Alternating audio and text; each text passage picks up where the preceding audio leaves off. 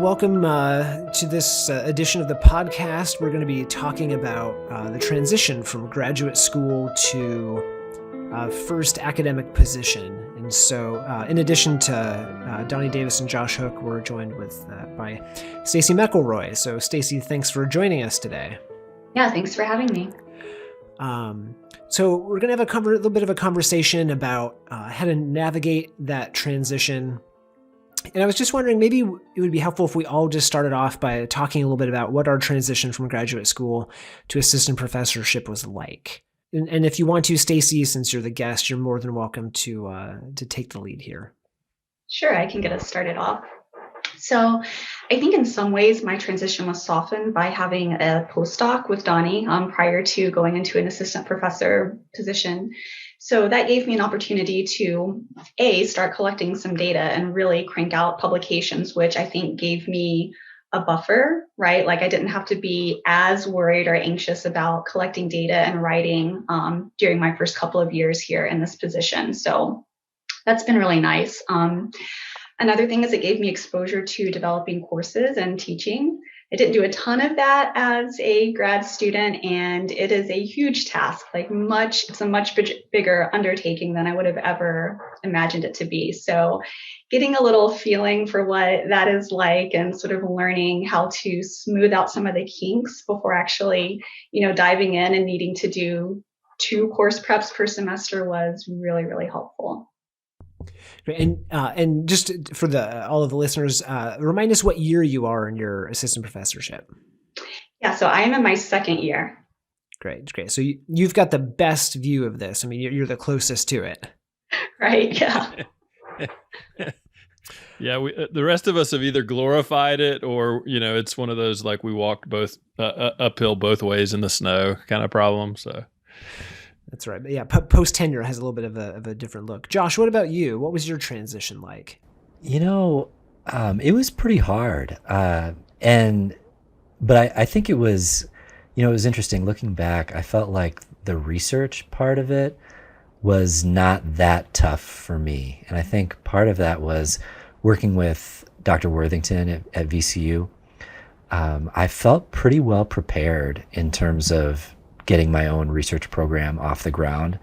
And, I was doing a lot of work still with Ev and with Donnie and Daryl. And so I felt like I had a lot of stuff going and was kind of on a good trajectory to meet or exceed with the requirements for tenure at the university that I was at. So I felt pretty good with that, but I think all the other stuff was a lot. So, I moved to, for me, I had like 1 week between the time my internship ended and the time my assistant for professorship started. And so that was really busy. So I was like moving, trying to get I didn't really know anyone in Texas. So I was kind of moving to a place where I didn't know anyone. And then I think I echo what Stacy said about the courses. Like it was a little tough to prep new courses and things. I had a couple things that I'd never taught before. So all that was kind of just a lot. And yeah, it was busy. I mean, it wasn't terrible, but I remember feeling a little stressed out. Yeah. It seems like there's a lot more, there's a lot of components that go into it, including, when you're moving, where you're moving, if you've ever been from that area. Now, Donnie, what about you? What was it like moving to Atlanta? So it was a bumpy first year for me. The research was fine. I had good momentum. The only weird thing was there wasn't anything like a sauna pool when I got to Georgia State, and the psych department had a pool. But I was kind of used to being able to run pretty much any studies I wanted to at VCU. And when I got to Georgia State, they said that I had they gave me an allotment because I was an outside person. So they gave me 200 people. And I was like, oh my goodness, how is this going to work? So I ended up actually setting up a sauna pool in our department. The teaching was a little bit, it took me a year to kind of get used to because I taught in the mental health counseling program and I didn't have a good sense of where my courses kind of fit within the curriculum. And so it took me a little while just to get a sense of the program and its culture and climate and kind of where students were when they took my course so that I could kind of link that to their training experience. Stacy was actually in my first, I think you were in my first appraisal course. So it's kind of funny. You literally saw me during transition. But honestly, the hard parts for me were some stuff was going on in my personal life. I thought coming home was going to be kind of good and easy, and it ended up being a hard transition. So I grew up in Atlanta, and then I came back to Atlanta, and I realized probably more than any other point that I had changed a lot since I grew up in Atlanta. And I think it just became more obvious when I moved back. And so kind of where I went to church wasn't as good of a fit. And there were some other things just happening in my family that were hard that first year. So it definitely wasn't an easy transition, but it was more the stuff outside of work that was hard for me. And then the other thing I would say was really hard is I really liked graduate school. Like I liked our research team, the Positive Psych Research Group. I liked working with Ev.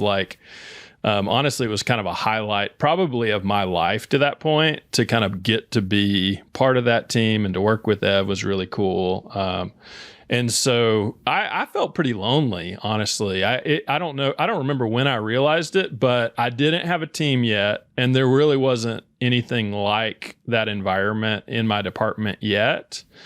And so, I tried to connect with people and did, and, started to form relationships, but it kind of takes a while. And it's a different role to be a faculty member. So, a lot of times faculty kind of have their own lives. They really do. And, I think most people don't put most of their life into kind of the time they spend in the department. So it kind of takes a while to build relationships with people. At least it did for me, to kind of start to feel like I knew people well. And so I think for me, there was kind of a relational shift that was difficult. And it probably took me probably at least 3 or 4 years before I started to kind of feel as integrated socially as I did in my doctoral program. Yeah, Donnie, thanks for sharing that. Yeah, I think I kind of echo some of the things that y'all have mentioned. I remember when I had the job, but I hadn't yet gone there, I chatted with one of my friends who's a recent new assistant professor at a different college. And I was mentioning about how I was moving to Michigan and it was going to be very snowy. And, and she said, oh, don't worry about that. Your first year is so busy. It's not like you're going to be doing anything else anyway. And I remember thinking, oh my gosh, this is, what have I gotten myself into? And she was right. Oh my gosh, she was right. So yeah, I mean, it was a tough transition. Like y'all mentioned, I felt pretty prepared for the research part. I mean, one unique part about where I teach is it's an undergraduate only college. So shifting from thinking about doing research with grad students and having a colossal team of undergrads when you are a grad student to working with and having to start a brand new, just small team of undergrads, that's a different shift. I do find it rewarding, but it just took a bit to make that shift. Similar to Josh, we were not from Michigan. We didn't really know anybody here, so we kind of had to start over.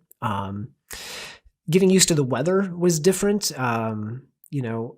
Stacy, you're in Iowa. I'm sure you can relate to the fact that the sun kind of goes away at the end of November and then it comes back up at the end of April. And in between, there's a few feet of snow. And so for people who haven't grown up in the Midwest, that was a change. And then in terms of the sheer volume of work involved in being a professor, I used to only think about time in terms of research and teaching, but then committee work and meetings, and then just the amount of email that comes in every day is just a culture shock to get used to. So it was a little bit of having to expand my bandwidth, increase my efficiency while trying to find friends and figure out how to shovel the driveway or buy a snowblower and just all this stuff that kind of goes with it. It was a little bit of a tough transition for me as well. And I agree with Donnie. It took me a couple years until I kind of felt like I had friends. I had something else going on outside of my work. And I think that's important. I love my work friends, but it's also really important to have other friends too. Because if work is really stressful or you just kind of need to talk about something different, it's really good to have, kind of different points out there. So yeah, Stacey, you seem to be the one that just kind of cruised into your transition. So I'm glad we've got you here. The rest of us, have a lot we could probably learn. What were some things that you feel like you did pretty well, and what would be things that if you could give advice to people who are coming up or thinking about the transition, what advice would you offer? Yeah, well, it's interesting that you mentioned that, Daryl, because as I was listening to you all, I was thinking I probably mischaracterized my experience in an overly rosy way. So I think I was about as prepared as one could be for that transition, and it was still really, really hard. So we moved from Georgia to Iowa. I've been in Georgia my whole life, so this was really, really different, right? Also had personal things going on, like we bought a house that's pretty old and pretty much immediately had some major plumbing issues, and our basement ended up getting flooded. So like during the time when I'm supposed to be prepping my courses, right, I'm like dealing with wild house stuff. And yeah, also some family stuff going on. I still am a relatively new mom. My son is recently turned 3. So like becoming a parent is just a huge transition. And then you combine that with like moving and starting a new job, and it's just really a lot, right? So that was really hard. And then it was also a shock to be preparing courses that were kind of outside of my comfort zone, and really like content heavy, intensive courses, right? So I've spent a lot of time there. In terms of what I think I did well in all of that, I think just trying to maintain the connections and the relationships I had with you all, with Donnie, with Donnie's lab at Georgia State. Like that's really been my life vest, honestly, during this time. Like it's what's gotten me through and helped me to still maintain at least a little bit of research productivity in the midst of these really heavy and tough courses. And another thing is like COVID hit during my first year transitioning. So it's been really hard to make friends and to feel connected and integrated to the community. And so Donnie has allowed me to keep joining the team meetings that he has each week with the lab at Georgia State. And so, it's been not only good in terms of, again, maintaining some connection with research, but just connection with people who I really value and enjoy spending time with. So I think that's, those connections have been really helpful. I think reaching out for support with teaching so that I'm not having to reinvent the wheel, right? So like asking for syllabi, asking for slides, asking for advice about what's worked well and what hasn't worked well in terms of teaching these courses in the past. Those were all really helpful. Things that I would change. I also relate to the email being a huge time suck. Like I started tracking my time recently and I was spending hours each day on email, and that's not going to help me get tenure. It's not helping me teach my classes. So I'm trying to be more efficient with that. And I'm trying to set better boundaries around meetings and things I say yes to, right? Like sometimes we don't need to meet. It's just a brief email. So trying to have better boundaries in that way, because a lot of my time was getting eaten up with lengthier emails and with meetings and with service commitments. Yeah, we've luckily Josh and Donnie have perfected the art of efficiency, especially when it comes to email. I think Josh checks his email like twice a quarter, so I think he's got a few good suggestions. Josh, what about you? What do you feel like you did well, and what would you change, or what advice would you give? Yeah, so I had a couple thoughts as Stacy was talking. One was about the teaching, and this is kind of a tricky one because sometimes you're at the mercy of what your chair wants you to do. But if it's possible to try to teach the same classes like over the course of the year or the semester and kind of repeat those classes, that can be a good positive thing because then you don't have to keep prepping them. I sort of did that and sort of not. I remember when I first came to UNT, one of the classes I taught was undergraduate statistics. And I ended up just like getting too bored with it and then I wanted to teach something else. So I ended up doing like a few new preps that maybe I didn't need to do if I would have just stuck with the same course. But that's one thing I thought of. Another thing that has been helpful for me, and actually a professor by the name of Sean Yutzi at VCU, he kind of told me this, and it's always stuck with me. He said he likes in terms of research, he likes to keep something going at all the stages of the research process. So what he meant by that was like he always wanted to be collecting data of some sort, having a project, and then he always wanted to have a project that he was done collecting data and that he was working on analyzing and writing up the manuscript. And then he always wanted to have something or a couple papers that were under review. And that's been helpful for me just because sometimes in research, there's a lot of delays between when you actually write a paper or get something published, or even, you might have a good idea and then submit it to the IRB and then you have to wait a month before you can actually get going, or then you have to wait a couple months for data to be collected. And if you have something going in all the stages, that can help you. As you're waiting on one project, you can be working on another. One other thing I thought of, and something I think that made my transition a little bit more difficult, was I was feeling all this pressure to do all these things at once. Like I wanted to, obviously get my research going and grants, and then I decided I needed to get licensed right away. So I was, trying to accrue hours for licensure and study for the EPPP and all this stuff. And it just was a lot, like right away. So sometimes, if someone's stressed out about the transition, I think I might recommend okay, what is the most important thing right now? Maybe it's getting tenure, and maybe some of those other things like, getting licensed. If your school is okay with it, maybe it'd be better to kind of wait until things settle down a little bit. But yeah, those are a few of the thoughts I had.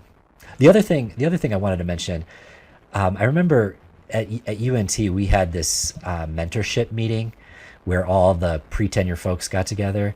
And I remember that, some of my other colleagues were having really a lot of trouble with collaborators. And, they would say, they would start projects and then it wouldn't work out, or, they were having disagreements about kind of, not getting credit on a paper or things like that.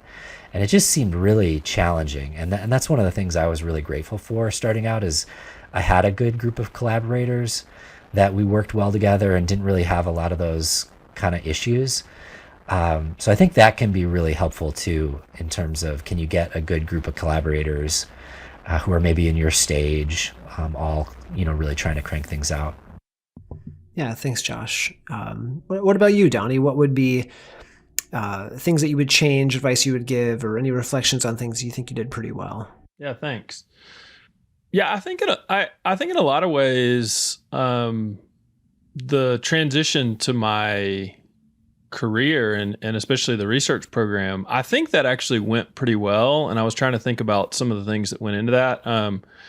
I really do think a lot of it had to do with the mentoring I got, and I had a bit of a map of how to think about what I was doing and kind of what my priorities were, and kind of what to say yes to and what to say no to. So, and I think a lot of that was Ev kind of early on told me, early career, there's a temptation to do extra teaching in the summer to make more money or to do service things and get, so forth and so on. And he basically encouraged me for my first few years to kind of double down on investing in my research program, because it's hard to kind of later in your career, kind of get the same advantage as getting off to a good start in a research program. So I don't think I totally understood the implications of what he was saying. I just kind of did it, but I have seen like that was actually really good advice, and I think it's kind of multiplied. I think that was one aspect of it. And when I look at it, like there were a lot of things that just kind of piled up that way. So y'all mentioned the collaboration piece. So I was able to focus on projects that I was taking the lead on, but I already had a strong group of trustworthy collaborators. And so the amount of energy I was spending was being multiplied, and I was energized by the collaboration. And then what kind of started to happen, I think, is it was earlier in my career that I felt more room to take more risks on projects and to kind of do things that were closer to my interest, and maybe starting to kind of move towards applied work that if I was feeling a lot of pressure about tenure, I would have felt really concerned about, kind of starting to explore out. And so for me, that's what it kind of feels like is because of kind of being set up well by Ev and kind of being already in a strong network of researchers, I was able to start to get pickier about how I was investing my time. And then, as we started to do grants and other things, I was able to protect my time more. And so I think for me, a lot of those things lined up really well. And I was in a department that was really committed to supporting early career faculty. So I only had to prep pre-tenure 2 courses. Like I prepped appraisal and group. And then we had a humility grant for the first couple of years. And so I bought down to a 1-1 load. So I think my first year they gave me maybe a release or 2. And then I bought down the second year. And then I think I got a grant with Joel and Chris on gratitude. So I was doing a 1-1 load and I only prepped 2 courses. Contrast that, if we were talking with Carleen, I think she prepped 12 classes in her first 4 years. So some departments just really are rough on early career faculty. And, I think part of that in her department was they had a lot of turnover. And so I think it was just kind of how things played out. But I think she was on 4 or 5 search committees in her first 4 years. But one thing, I guess if I had to kind of highlight one major issue, so when I was negotiating, I remember when it came to kind of salary, I was hoping to, maybe bump up my salary by $10,000, and I remember Ev telling me, keep in mind, you're getting hired. You really don't have any leverage. You're just starting out, and you're starting a relationship with your chair that's going to be long-term. And that's a really important relationship. And I think he had warned me about that. He had been chair before, and I think had probably been on the other side of some negotiations that didn't start out the relationship very well.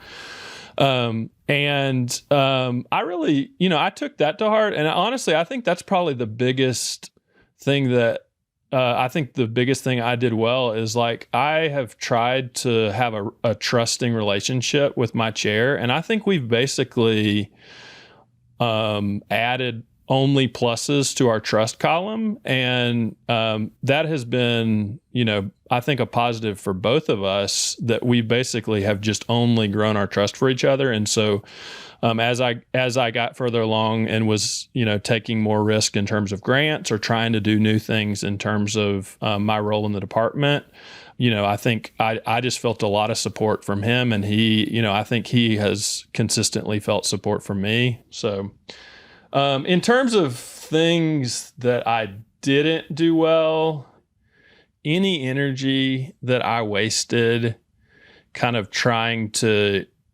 get involved in anything like departmental politics was a waste of energy, and worrying about things like that. seems like utterly wasted energy. So I think it wasn't as much in my first year or two, but I think as I started to realize that I wanted to be in the department longer term, I think I started to want to understand some of the dynamics in the department more, and even see if I could kind of influence those. And so I would say there's a little bit of a trap of systems always kind of have dynamics, and I'm not sure how to be more specific about that, but I found myself wasting some energy on things that later on I realized I didn't need to control or invest energy in. Yeah, Donnie, thank you. Yeah, I mean, I kind of also had the good fortune of coming in and not having to prep an exorbitant number of classes before tenure, which I was very grateful for. When I did prep my classes, I would try to do a really, really thorough job of prepping them, and then ask to teach them multiple times for the subsequent years. And so I kind of looked at that kind of like an investment. If I can put in all the good hard work in the beginning, then it'll kind of pay dividends moving forward. That did make that first year or two pretty tough because I was pouring a lot of time, especially on the weekends, into that. But then it kind of freed up, years 3 and 4 and on, because until I had a new prep, I kind of had like a stable of courses I could draw from, which I thought worked pretty well. Similar to Donnie, I got the same advice from Ev about just kind of keep your head down and work hard, and try not to get too caught up in the politics of either the department or the college, or however broad you want to go, which I think, kind of cuts both ways. You can kind of be, it definitely helps you be focused, but you certainly don't want to be an ostrich and not really know, what else is going on. So I think I kind of struck a balance of trying to understand more, but then, like Donnie said, not trying to spin my wheels too much in kind of how to spend my time. I kind of learned about the best ways to be efficient in terms of kind of chunking things together. And I was actually surprised by how much I could funnel through my office hours. So sometimes students wanted to meet at various times, then I was finding myself just meeting all kinds of random times. But then if I just said, hey, come to my office hours, it's amazing how many people could just like make that work. And then also putting responsibility back on students for things. Like even sometimes if you just say, great, follow up with me in X amount of days, and you put the onus back on them, that's really important. So not over functioning as an advisor or a professor or a faculty member, and making sure that your students are sharing in that responsibility, I think was really important. I'd also, some advice I would give to folks is don't forget to nurture the social part of your life, and kind of get to know the state or the city that you're in. That's really important, to make sure you're taking at least kind of one day to explore or find a new restaurant or hike a new trail or drive down to some body of water, or Stacy, maybe in your case, discover a new cornfield, whatever it is that kind of is an enjoyable part of wherever you're living. Because that'll make all the difference. Daryl, I was talking to, I think it was Frank Fincham, and he's at Florida State right now. And I asked him, like, are you into college football? And he said, oh yeah, absolutely. And then he said, this has always stuck with me. He said, every place I've been at has something that's really cool about it. And he's like, you just have to find it. So he said, I think he used to be at University of Buffalo or something. So he's like, when I was at Buffalo, I can't remember what he said, but he was into some winter sport, like cross country skiing or something. He's like, I was really into that. And now that I'm at Florida State, I'm really into college football. And I thought it was interesting, because some people, look at the negatives of where they're at, but he was like, every place I'm at, there's something really cool about it. I just need to find it. No, I mean, that is true. I too, I'm in my third winter of now cross country skiing, because we thought, well, here we are. We might as well, we got feet of snow every winter. Might as well enjoy it. During the summers, I bike and I go kayaking. So, there's always something to do wherever you are, even if it's a little bit different than what you grew up with. I think some advice that I would give. So that's one piece of advice I would give to people, and then also to realize that you have control over your own time to some degree, right? You can't always dictate when you teach and things like that, but you do have control over when you have meetings and what you say yes to and what you say no to.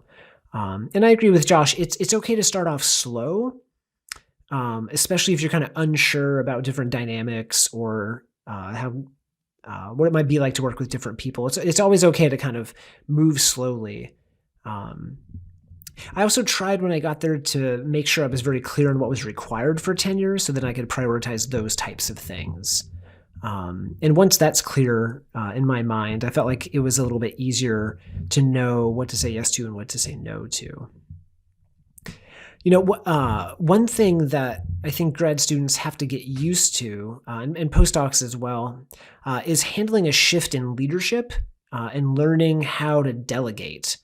When you're a grad student, you just pile everything on yourself and then ask for more, and it's kind of like a badge of honor. But when you get to a faculty position, if you try to do that, that there's not a big life longevity of that. And you might end up in a hospital room because you just can't take that all on yourself. So, what are some suggestions you all have in handling that shift to delegation, in kind of assuming or stepping up into a leadership role? So that one's actually been really hard for me, and is something that I am in the midst of grappling with right now. So I actually have an RA and a TA for both of my courses, and I'm just like, all right, there's no excuse. I have help. I need to utilize it, right? But it's been really hard. And I think part of coming to terms with it and trying to overcome it is just understanding what is it about me that makes that hard for me. And I think there's definitely some perfectionism that plays into that. I think there's some need for control that plays into that. And so I'm trying to catch those things when they come up and very intentionally counteract those.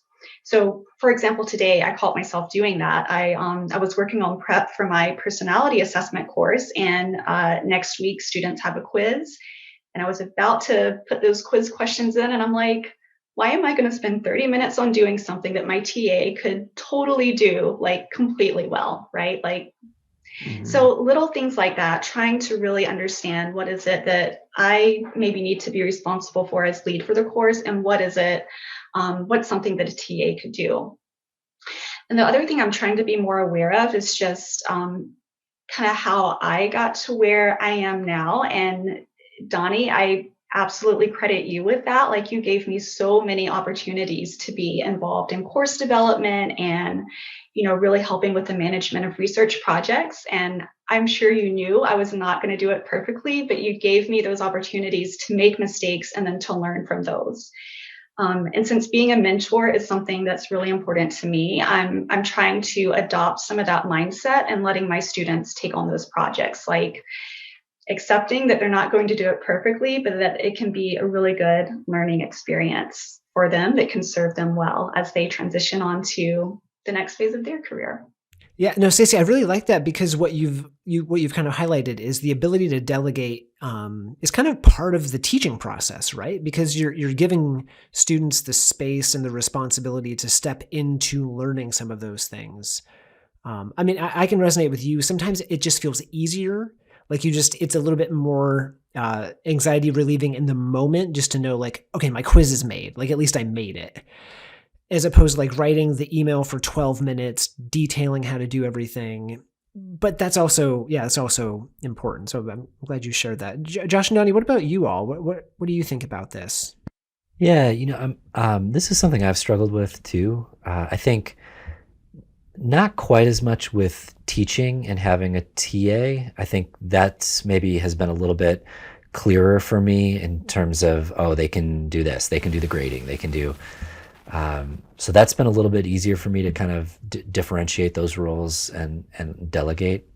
I think with research, it's been a little bit more challenging. I think sometimes I have struggled, with kind of delegating and then feeling almost like I'm creating more work for myself by trying to come up with something for students to do.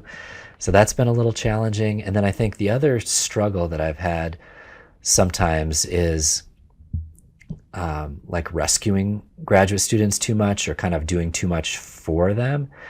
And I've had a few times where I've realized, like, they're part of, and a little bit, I think, Stacy, you mentioned this a little bit, like reflecting back on your experience in graduate school.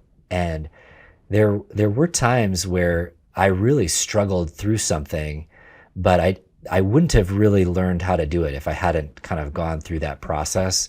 It's almost like there's no shortcuts when you're a graduate student to really understanding it and getting kind of a depth of understanding of what you have to do. And so I have to kind of remember that as an advisor too. I think sometimes I like want to be nice or want to be really accommodating and almost like make it less hard for my graduate students or make it easier for them. But sometimes I feel like then I'm doing them a disservice in a way, because they have to really learn it at a deep level if they want to be able to do it independently. Yeah, that makes sense, Josh. Yeah, this is an interesting question. I mean, it reminds me of when we were at Georgia State and we were really excited about getting undergraduates involved in the research team. And we were like, okay, this is sweet. Basically, Ev has us and we have undergrads, and we're going to multiply our effort. And I remember going to Ev and kind of telling him it must be awesome to have an army of doc students to do your bidding. And he just kind of laughed. He's like, wait till you're a professor and come back and talk to me. So I'll let Daryl tell the story if he wants to elaborate on our experiences with our undergraduate army, but or we can just leave a placeholder. But it didn't work out perfectly. And I had a similar experience kind of involving master's students on the research team. Is like my first year running the lab, I had one doc student, Stacy, and we had a ton of master students, and we had everyone working on separate IRBs. And I think the fruit of that first year is there were like 2 students who got an IRB written. And, maybe by the time they left, we had kind of started their study. So it was just a lot of work to get to, honestly, like I can write IRBs now probably in like an hour or maybe 30 minutes. So it wasn't efficient. I had a mismatch of understanding like what they were ready for. And I think in a certain way, like I was misreading their motivation and kind of where they were in the process of like having motivation to do research.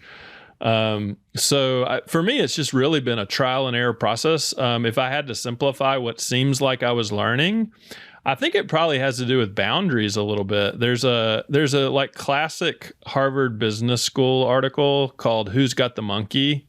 And the basic premise of this is that when you're a manager, it's very easy for things to end up on your desk. So as soon as someone basically emails you and says, I can't do the next step on this paper until you do this, then it's actually on your desk to do the next thing. And so I think for me, kind of learning how much to trust different people with different responsibilities was almost like a boundaries thing. And basically, if you are almost carrying the mental load and the anxiety of something, it's like really important to you, and they're not carrying the primary responsibility, then in a certain way, you might as well do it because you haven't really transferred responsibility and kind of accountability for the job. And so there's something that hasn't gone right.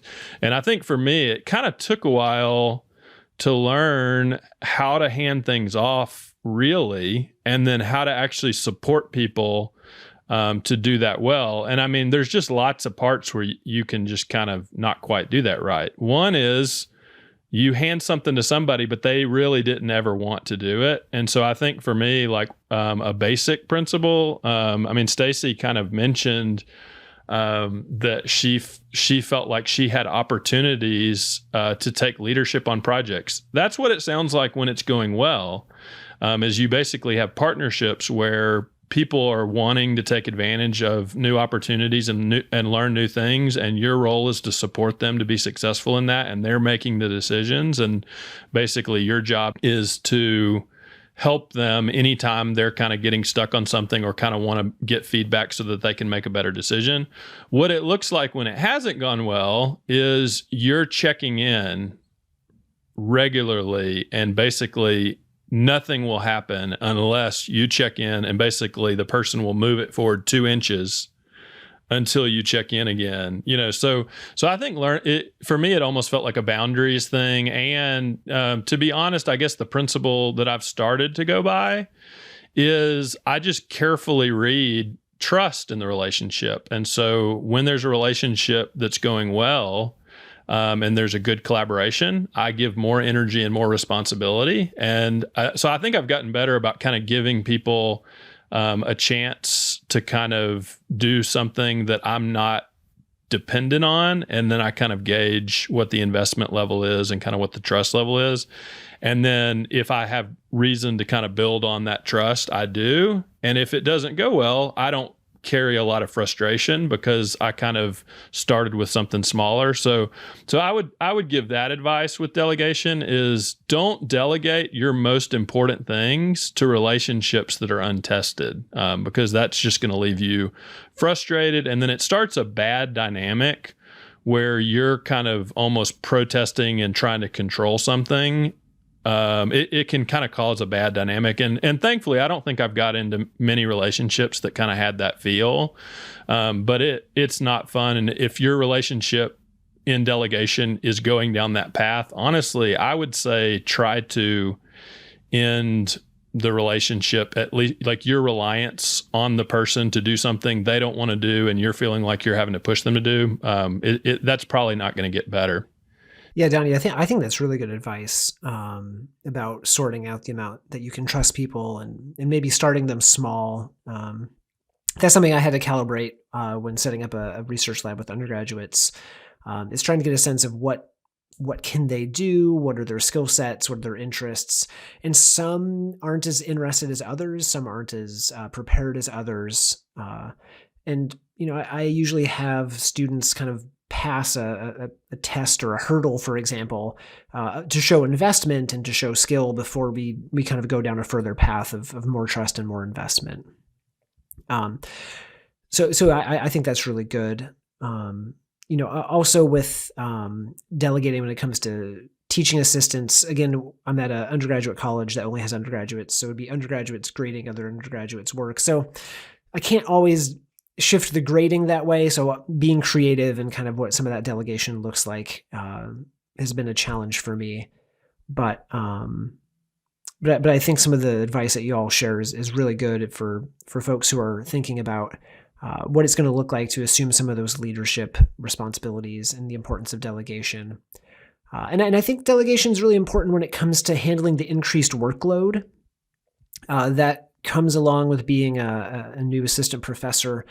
In addition to delegation, what other tips or suggestions would you have for how to handle just the sheer volume of work that's required? And some grad students might be listening and thinking like, oh, I'm plenty busy now. And I thought the same thing. And then you get the job and you're like, I pine longingly for graduate school days. Like it just seems like every day was a sunny golden afternoon in my mind, and the living was somewhat easy, not perfect, but sometimes a little bit freer. So what suggestions would you have? What I noticed in terms of increase in workload was mostly in the areas of like service and meetings, right? So that's what's been toughest for me to figure out how to navigate. And gosh, I'm still so new at this, so I don't think I have the answers yet. But what I'm trying to be better about is just learning from experience and learning like to what degree I need to invest my time and energy in certain things, right? So, for example, our students have comps every spring, and they do a written component and like an oral component. And the first year I did this, I spent like hours reading each student's written portions and really, investing a lot into that. And it took up a huge amount of my time that I could have been spending on research, which is what's actually going to help me get tenure, right? So I think after having that experience the first year and noticing what the other faculty were valuing and looking for, I tried to learn from that and become more efficient in my read of those comps and really try to attend to what seemed like was important to our faculty, right? So that's helped me cut down some time there. And so, yeah, just trying to apply that principle to other types of things is just sort of learning from experience. Like, this is actually a 30-minute thing, not a 2-hour thing, right? Trying to pick up on what the norms are in my program and in my department. Yeah, that's really good. Josh or Donnie, what have you learned in your wise years? Yeah, a few thoughts. I think chunking your tasks can be really helpful. And what I mean by that is if you can organize your schedule in such a way where you're doing longer blocks of one type of thing or type of activity, it can help that you can sort of get into the zone and you don't have to switch back and forth. So on a practical level, if I'm teaching, I like to teach, one day or put all my classes on Tuesday, Thursday or something like that. If I'm doing my meetings, if possible, I like to have all my meetings with students on one day, back to back to back to back to back. If I'm seeing clients, I like to see my clients on one day. And then research as well. If I have, I like to have I mean, it's not usually one day, but it's usually multiple days that I like to have longer blocks set aside for my writing. For those counting at home, Josh has a 9-day week. So right, exactly, 25 hours a day. I think another thing that has been helpful for me, and I don't do this perfectly, but if I'm feeling stressed out and kind of overloaded, I really try to tighten up on my email habits, and then also I call things like time wasters. They're not necessarily bad things, but they're just things that I spend a lot of time on that don't really drive me forward toward my most important goals. So things like social media, watching TV, reading ESPN on the internet, stuff like that.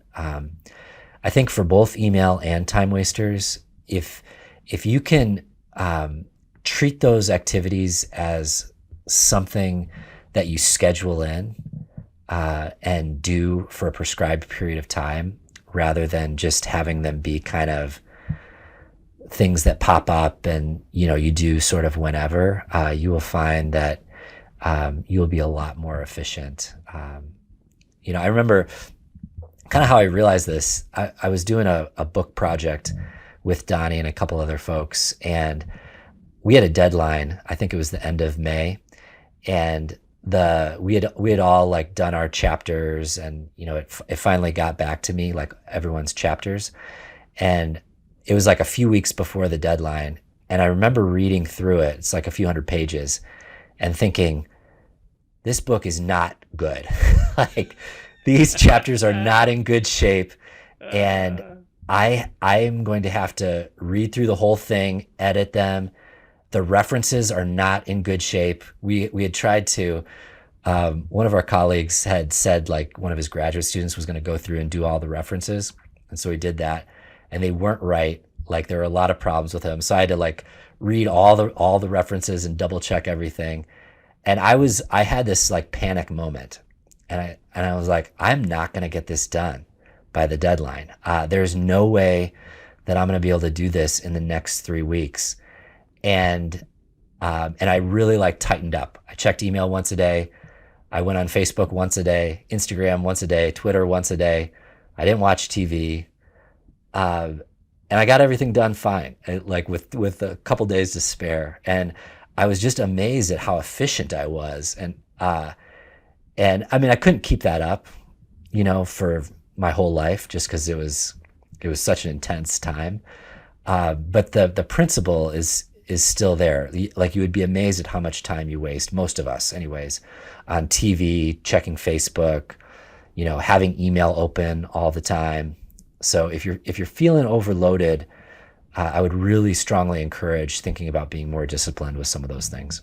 Can I add something in real quick, sort of related to that? Yeah. Something I've started doing this semester that I sort of got as a tip through some emails I signed up for about this transition to being faculty is aligning your time with your priorities.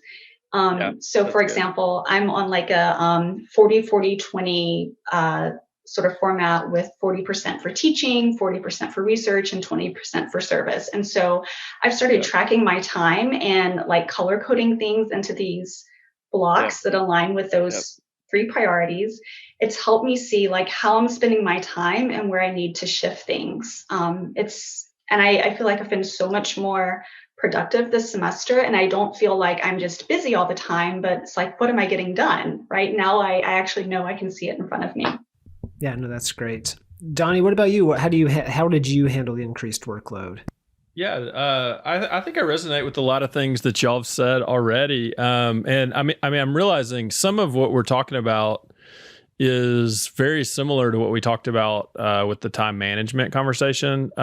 So I think for me, actually in grad school, I think I actually worked harder in grad school. I worked really hard. So I think in a certain way, the workload wasn't shifted. What actually shifted is I had a lot more demands on my time of stuff I actually didn't care very much about. And not to say I didn't care at all. It's a good save. Yeah, good save. But I mean, basically like for me, the burnout feeling comes when you basically feel like you have an endless pile of stuff that you just don't, the list is longer than you have motivation to do. And it's like, you feel like it's going to pile up faster than you can get to it. And it's like endless. So that feeling stinks. And basically, I think that I had a much more of a chance of having that kind of feeling once I got into a job. And it stinks when you feel like you don't have time for the things that are most intrinsically rewarding. And for me, like that is writing. I really like writing. And so for me, when all of the busy stuff crowds out the stuff I actually wish I had time for, that doesn't feel good at all. And, I probably can't function that way for very long, to be honest. And so before I start to feel kind of discouraged about what I'm doing and like, what am I doing with my life, that kind of thing. So, yeah, I mean, I think that's why it gets back to time management stuff. So, and I mean, basically it's all the same type stuff. So for me, I have an Excel sheet that I keep all of my commitments, just a list. And once a week I look at it and I basically make a list for the week of things that are kind of high priority. And so, I mean, for me, it's just kind of sorting those things. I kind of have an A list, and I would like to spend as much time as I can on the stuff that I'm saying is most important. And I look at my list for the week once a day, and I literally have a clipboard, and I draw a square. Like I kind of split it into four corners. Top left, I put like highest priority kind of writing projects, and I usually have one or two things on that list. And then I have underneath that kind of other stuff that I have to do, but it's usually on that list. Like, I wish I didn't have to work on this, but it's got to get done. And then top right, I have stuff I want to read. So I always kind of keep that in front of me. And then bottom right, I keep, like I write out my appointments for the day and anything that I need to address in those appointments. And I'll just, anything that comes up that I need to remember and kind of add to my list. So I basically just have a system where once I check my list, everything I need to do that day is sitting in front of me on one page, and I've got it divided, and my top left is what I'm trying to spend most of my time doing. And then similar to Stacy, I mean, I've gotten into the habit of I write down how much time I was able to devote to writing each day, and then at the end of the week, I kind of on my, Josh mentioned he has like a paper calendar. I have one too. So at the end of the week, I basically draw a number and circle it with how many hours I spent kind of working on writing. And so for me, I track that. And if I'm spending like 15 to 20 hours a week writing, I'm usually pretty happy. If that number's getting underneath 10, I can tell that something has shifted and I'm starting to get burned out. Yeah, that's great. Yeah, Donnie, I think I might have picked up a love for spreadsheets through you by just osmosis. Because I think in my first or second year, I just developed a spreadsheet. There was a time when I could keep things together in my head, but that is long gone. And so I am the full absent-minded professor. So if it doesn't go in the spreadsheet, I just can't keep track of it. So just trying to keep everything organized. And that spreadsheet gets more and more tabs every year. But it's kind of like the lifeblood. And same with Donnie. I check that every morning. I add to that. I kind of work through my list. Yeah, similar to a lot of the suggestions that you all had about chunking things together and, just trying to be more efficient with the time. And I also think sometimes putting things back on people. Sometimes I think people will just reach out to you and want you to do something, and then, but if you can kind of put things back on them to ask them to show some investment, you'd be surprised how quickly some of those things kind of slow down, which is nice.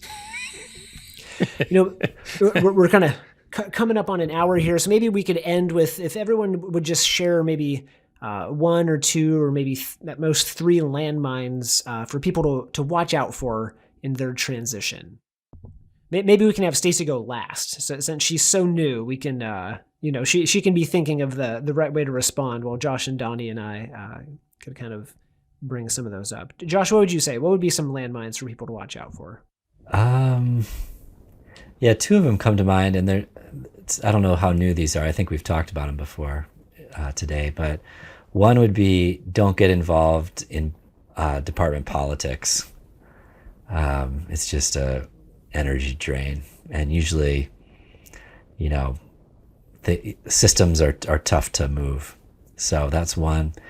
And then I think the second one is, there's a lot you can do, like with service and committees, and you have to do some of that to be a good departmental citizen, but you usually don't have to do a lot of it, especially pre-tenure. It's nice if your department protects you from that. Sometimes they don't, but really kind of key into like, what do I need to do to be a good departmental citizen? But above and beyond that, it's probably not worth it, at least pre-tenure.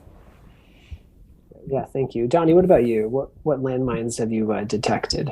Yeah, I mean, I think Josh hit the big ones. I think with service, you do need to do things. And so what I've tried to do is align things that I have intrinsic motivation to do and almost try to be proactive about what I do so that I can be fully justified in saying no to things that I don't want to do. I guess the other big one would be in terms of collaboration. I think there are a lot of landmines with collaboration. People talk about it like it's great and, it's going to multiply your time. It really doesn't multiply your time unless those relationships are good and trustworthy. And I guess the other thing I would say is be really, really selective about what you're taking first authorship on. And I like Ev's team's norms of it's kind of first author does 90%.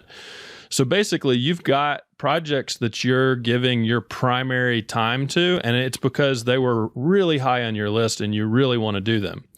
And then you can say yes to a lot of stuff that your role is to kind of give feedback. But I would avoid the no man's land of you're running the analysis for third author, because you're basically doing first author work and you're going to, in order to kind of get that paper published, you're doing first author work, but you're actually doing it in a way where your role isn't very clear. And I mean, I think that's fine if you have a trusted relationship and there are times when that can go okay. But generally speaking, if you get in that no man's land of kind of third author, but you're picking up a lot of work, you're supposed to code, 500 surveys and you're going to be fifth author. Like, let's just call that a landmine. Yeah, that is a good one. Stacy, what would you say? Yeah, gosh, I think y'all hit on a lot of those. And, I think I'm pretty lucky in that I have excellent collaborators in you all. I so far, from what I can tell, it doesn't seem like we have a ton of like politics within my program, which I feel really lucky about. So I think I have excellent colleagues. What's that like? Yeah. I'm very happy with it. Don't take that for granted. Yeah. Maybe I'm also naive though. I don't know. We'll see. We'll see. But let's see. I think the other ones I would reiterate are just like over preparing for classes. I've noticed that I have tended to do that, right? And then just, I think in general, over functioning. So Josh, something you said earlier about like really wanting to, nurture or like handhold our students, feeling that sense of responsibility for them and not wanting them to struggle has led me to use my time in ways that were not the most efficient when, really this is part of their learning experience to figure out some of the things on their own. So just not over accepting responsibility, I think, for things that really aren't my responsibility. Yeah, that's really good. Gosh, I don't really have much more to add. Maybe just these very two small landmines. I think one would be only seeing yourself just as a professional entity. So like if your entire self-concept was in your professorial work, that could just go sideways real quick if you have a rough week at the office. So making sure you're more well-rounded. And then another landmine I would say is just not knowing your worth, right? So just underestimating what you bring to the table, what you bring to relationships, what you bring to the department or the college or university. Because then you could end up kind of getting exploited or feeling underappreciated. So I think we've covered the gamut. We've taken a trip down memory lane. Some of it was nostalgic memories. Some of that might have been a little bit more stress-induced, remembering. But I think we try to cover a little bit of that transition. Stacy, thank you for joining us today. We're grateful for your insights. I have every faith that your subsequent years will be just as outstanding as your first two. I appreciate that. It's been so nice being with you all today and talking with you.